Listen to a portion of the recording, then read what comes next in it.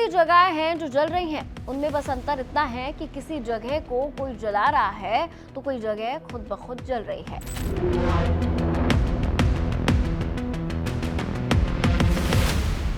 किसी के आशियाने में युद्ध की आग जा पहुंची है तो किसी के आलीशान कोठियों को कुदरती आग खाक कर रही है।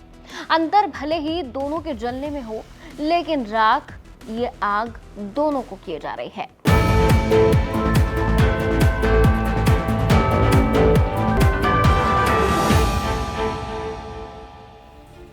ये तस्वीरें जो आपकी स्क्रीन पर चल रही हैं, ये किसी युद्ध की नहीं है और ना ही युद्ध की आग में धधकते शहरों की हैं। ये भी जान लीजिए कि तस्वीरें उस गाजा की तो बिल्कुल भी नहीं है जो इजराइल से जारी युद्ध में तबाह हुआ पड़ा है, बल्कि ये तस्वीरें हैं अमेरिका के लॉस एंजलिस की, जहां जंगल की आग ने तबाही मचा रखी है। लेकिन सोशल मीडिया पर अब आग के असर को भी दो तरह से बांटा जा रहा है। सोशल मीडिया यूजर्स इसको कुदरत की मार बता रहे हैं, कह रहे हैं कि अमेरिका ने इजराइल को समर्थन करके जैसे गाजा के लोगों का कत्लेआम कराया है, उसी का ये नतीजा है। सोशल मीडिया पर इस विनाशकारी आग को गाजा युद्ध से जोड़कर कई सारी पोस्ट वायरल हो रही हैं।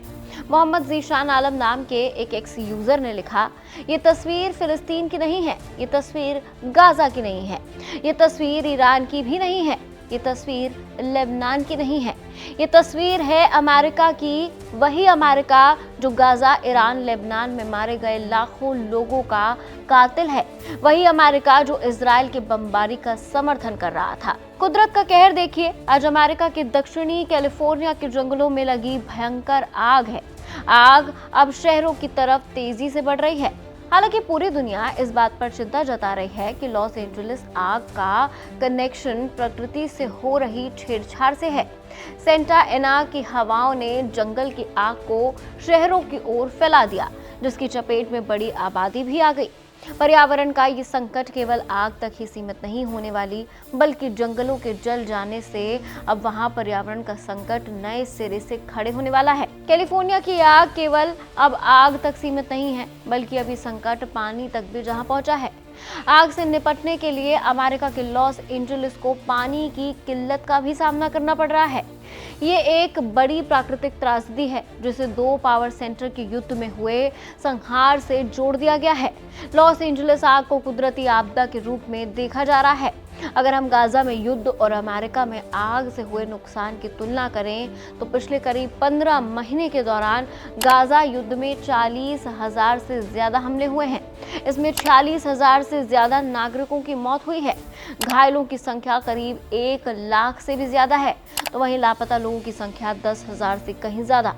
21 लाख आबादी वाले गाजा में 90% लोग बेघर हो चुके हैं। यहाँ 60% घर हमलों में तबाह हो चुके हैं। विध्वंस की वजह से यहाँ की 85% आबादी दूसरी जगह पलायन कर चुकी है। लोग शरणार्थी कैंपों में रह रहे हैं। वहीं कैलिफोर्निया के लॉस एंजलिस में आग के हाहाकार में 10,000 से ज्यादा घर जलकर खाक हो चुके हैं। 1,60,000 लोगों को सुरक्षित निकाला गया। आग की वजह से अब तक 11 लोगों की मौत हो गई है। ये आंकड़े बढ़ भी सकते हैं। लॉस एंजलिस के कई इलाके में कर्फ्यू लगा दिया गया है। कर्फ्यू आग वाले इलाके में लगा है ताकि लोगों की जान को बचाया जा सके।